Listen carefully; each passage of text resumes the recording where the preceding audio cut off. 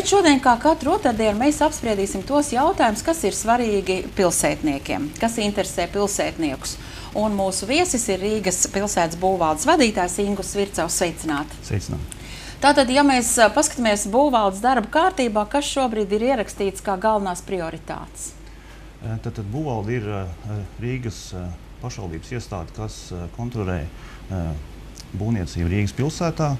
Un mēs esam izvirzījusi trīs stratēģiskos mērķus, ko būvvalde vēlas sasniegt, un tie ir kvalitīva klientu apkalpošana. Un mēs redzam, ka pašlaik arī apmeklētāju vasaras sezonā ir krietni vairāk nekā, piemēram, ziemas un augsta pavasara mēnešos. Otrs mērķis, ar ko būvvalde pašlaik aktīvi nodarbojas līdztekus aktuālo būvniecības ieceru izskatīšanai, reklāmas objektu ieceru izskatīšanai un citu iesniegumu izvērtēšanai, tad ir aktīva līdzdarbība pie likumdošanas aktu grozījumiem, lai mazinātu iedzīvotājiem un uzņēmējiem administratīvo slogu. Un trešais mērķis, pie kā mēs strādājam un aktīva rīcība ir vērojama tieši šogad, ir visu kontrolas darbību realizēšanu. Proti, mēs kontrolējam patvaļīgu būvniecību, mēs kontrolējam patvaļīgu reklāmas objektu uzstādīšanu, lai tas nenotiktu. Tieši tāpat mēs kontrolējam arī vasaras kafejnīcu izvietojumu, atbilstību saskaņotajiem dokumentiem. Un mēs redzam, ka šī aktivitāte pēdējā laikā ir krietni lielāka. Es domāju tieši jautājumā par būvniecības aktivitāti. Ja mēs paskatāmies aktivitāti pašlaik maija mēnesī, tad tā ir vidēji 2 reizes lielāka nekā janvārī, februārī. Gribētu zināt par patvaļīgo būvniecību, jūs pieskārāties. Vai par patvaļīgo būvniecību tiek sastādīti administratīvie protokoli, vai jūs aiziet arī to inspicēt, vai tiešām tā ir patvaļīga būvniecība? Kā notiek tas, ka noķer pie patvaļīgas būvniecības cilvēku? Tad tur ir vairākas situācijas, pie kurām mēs varam nonākt pie tā, ka ir patvaļīga būvniecība. Pamatā tās ir iedzīvotāju sūdzības. Ja? Latvijā tad kaimiņi ļoti aktīvi seko līdzi, ko dara kaimiņš, un aktīvi izmanto savu iespēju sūdzēties. Visos šajos gadījumos mēs apsekojam objektu, un ja tur tiešām ir patvaļīgas būvniecības pazīmes, mēs sastādām attiecīgu atzinumu.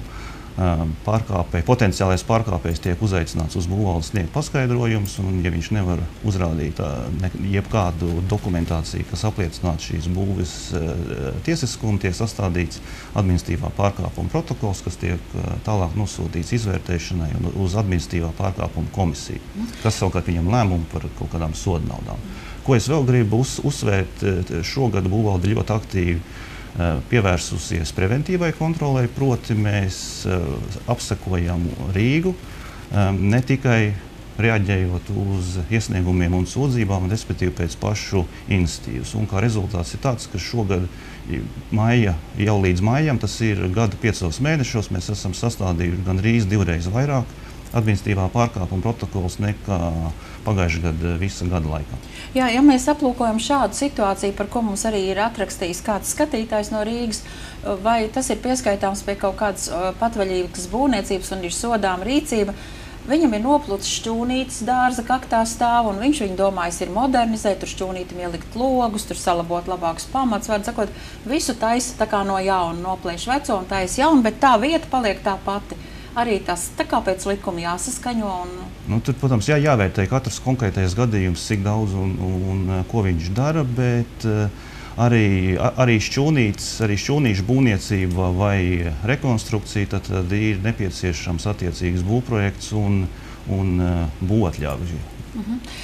Par āru kafejnīcām. Tās ar katru gadu šķiet pavairojas arvien vairāk Rīgas pilsētā, un tas ir zināms vasaras šarms, tad tā kā piederās pie lietas. Un turistiem patīkam pasēdēt ārā, un pilsētnieki labprāt mīl pasēdēt ārā, bet tas apjoms strauji pieaudzis, un arī tas blīvums, man liekas, liels, jo daži skatītāji mums ir atrakstījuši tā, ka par centru viņi nerunā, bet viņi saka, ka bieži vien kafejnīcas pie savas kafejnīcas izvieto vienkārši galdiņus, ka garām gājējam jāiet vai nu pa gandrīz vai uz ielas vai uz zālāja jākāp virsū.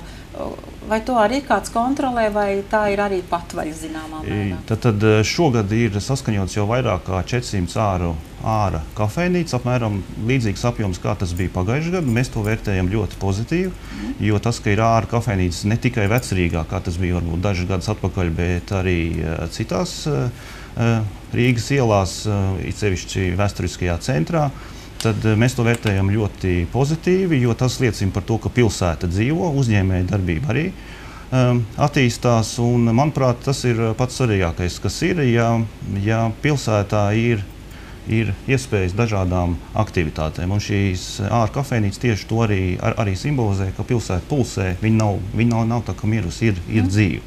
Ja mēs runājam par to, kā tas ir izvietots, tad šeit, protams, ir jāievēro tie likumi, kas ir noteikti, un būvvalde arī seko tam līdzi. Ja, un, lai izvietotu krēsliņus, protams, ir tas jāsaskaņo būvvaldē. Kādos gadījumos ir jāsaskaņo ar būvvaldi plastikāta logu ielikšanu? Jo, manuprāt, mani novērojumi personiskie rāda, ka nezinu, vai kāds saskaņo, jo logus vienkārši maina un varbūt neaiziet uz būvvaldei zināmas, es domāju, birokrātijas. Tātad, ja tā nav UNESCO aizsardzības zona, kas ir Vecrīga un vēsturiskais centrs un dažas apbūves aizsardzības teritorijas, tad nomainot logu, nemainot formu, dalījumu un krāsu, nav nekas jāsaskaņo. Pretējā gadījumā ir nepieciešama attiecīgas fasādes skice un jāsaskaņo visiem mājas īpašniekiem vienots risinājums visai ēkai. Un šeit ir svarīgi atcerēties, ka daudz dzīvokļu ēkai ir tiešām svarīgi, kad logi visi pēc vienādas formas. Līdz ar to, tiklīdz ir vēlme kaut ko mainīt, tad principā būtu jāmaina visai ēkai ar visu ēkas īpašnieku piekrišanu pēc vienota risinājuma. Tas ir kā tā prasība ir laba, pamatot, un arī tas ir estētisko izjūtu vadīt, protams. Bet es esmu redzējis arī pilsētā mājas, kur, teiksim, viena loģija ir dzeltena, viena zaļa nokrāsot, zaļā krāsā, viena atkal tur rozīga, dažādās krāsās. Tas ir tā pieļaujami, vai arī tās krāsas jāsaskaņo būtu? Bet tas ir daudz dzīvokļu māju un neatrodas vēsturiskajā centrā. Protams, krāsām būtu jābūt vienotam risinājumam. Tad, ja ir dažādi risinājumi, tad, diemžēl, jāsaka, laikam tas ir kaut kādas darbības ir bijušas patvaļīgi. Un, ja ir par to aizdoms, tad tiešām var nākt attiecīgi iesniegumu būvvaldē, un mēs šo gadījumu izvērtēsim. Bet izskatās vizuāli diezgan tā simpātiski. Tas nekas, vai ne? Tur jāstāsta kāds konkrēts gadījums. Varbūt dažos gadījumos tas tiešām ir simpātiski, bet tas noteikti ir simpātiski tad, ja tas tiek risināts kompleks visai ēkai. Ir pat iespējams, ka māksliniecis to visu tā kā arī ēku noformē. Mēs esam redzējuši vairākos jaunajos projektos, ka tieši tā arī tas ir domāts, ja, bet tad tam ir konkrēts konceptuāls risinājums jābūt. Ja tā ir, teiksim, pašdarbība, tad ir diezgan liela iespēja, ka pārsvarā gadījumos tas nemaz tik vizuāli, estētiski neizskatās. Droši vien.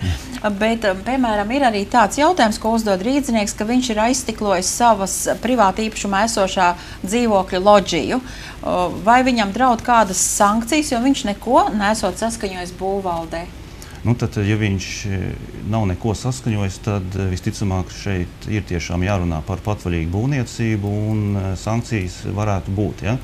Šajā gadījumā es aicinātu iedzīvotāju griezties būvvaldē, izstāstīt konkrēto situāciju, un tad arī konsultācijā viņš saņems informāciju, kas tieši viņam ir jāizdara, kādi dokumenti jāiesniedz un kāda ir šī procedūra, lai šo jautājumu, teiksim, tā sakārtot. Jo pat ja tiek ierosināta administratīvā pārkāpuma lieta un procesa gaitā mēs redzam, ka iedzīvotājs šo jautājumu risina dokumentāciju, tad vērtējot soda apmēru, tas tiek, protams, ņemts vērā un tas attiecīgi nāk tikai un vienīgi pa labu. Ir arī šāds jautājums, vai daudz dzīvokļu nama pagalmā es drīkstētu uzbūvēt sev garāžu un domāju tieši metāla pārvietojamo garāžu. Daudz dzīvokļu nama pagalma, kā zināms, ir daudz viet Rīgā. Nav norādīts, teiksim, kurā konkrēti rajonā. Tas ir jāvērtē katrs konkrētais gadījums, jo tad jāatcerās to, ka šie daudzdzīvokļu nami ar pagalmiem tika būvēti pēc konkrētas koncepcijas, un šie pagalmi pilda arī konkrētu funkciju. Tāpat jāatceras, ka šajos pagalmos vairumā gadījumi ir piesaistāmie zemes gabali, kas ir domāti katrai konkrētai ēkai, konkrētu funkciju veikšanai, proti rekreācijas funkcijas, piekļūšanas funkcijas un šādas līdzvērtīgas. Līdz ar to, lai skatītu jautājumu par garāžu izbūvi, ir jāredz konkrētais objekts, konkrētā novietne, kur to ir vēlme uzstādīt. Tad tas ir, protams, jāsaskaņo ar attiecīgo zemes gabalu īpašniekiem, un attiecīgi šis jautājums ir jāskata būvvaldē. Vēl tāds jautājums par tiešām mājai piesaistīto zemi, vai daudzdzīvokļu mājai, vai tā ir 5-stāvu vai 7-stāvu māja, tur arī ir zinām tur metri piesaistītai mājai, par ko cilvēki maksā arī to zemes nodokli, vai zināmu daļu no šīs zemes var ierobežot ar žogu, lai mājai apkārt būtu žogs, daudzdzīvokļu mājai apkārt žogs. Tad te ir tas pats jautājums, kā jau es teicu, šie daudzdzīvokļu nami ar iekšpagalmiem tika projektēta konkrēta funkcija, ar konkrētu publiskas telpas funkciju, kur iedzīvotāji var nodrošināt piekļuvs savām ēkām, tas pilda arī attiecīgas rekreācijas funkcijas un tā tālāk. Līdz ar to, ja ēkas projektā nav paredzēts, kad ir atļauts žogs, tad pilnībā norobežot ar žogu nav atļauts. Ir iespējams, attiecīgi jautājums skatot un konkrēti vērtējot, daļēji iežogot ar dzīvžogu.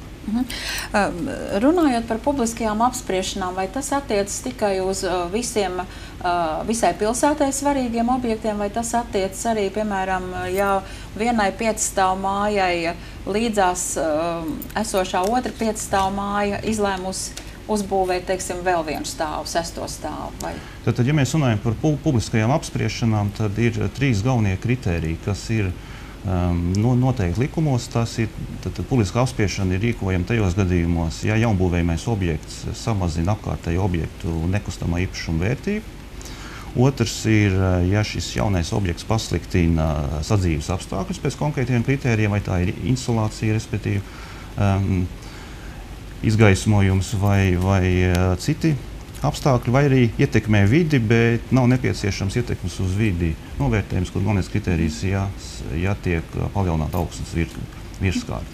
Pārējos gadījumos publiska apspriešana tad nav nepieciešama, un šeit ir lielākā neizpratne, jeb nesaprašana, kas pēdējos gadus ir, ko mēs esam novērojuši, tā kā iepriekšējos regulējumos, likumos bija noteikts, ka, ja būvēja daudzstāvu dzīvojamo māju virs 5 stāvu, ir rīkojama publiskā apspriešana. Jau kāds pāris gadus šis regulējums vairs nav spēkā, un līdz ar to, ja būvē vienkārši daudzstāvu māju, viņa neatņem sauli līdz normatīvajam rādītājam apkārtējos rajonos, nesamazina nekustamā īpašuma vērtību, tad šī publiska apspriešana nav rīkojama.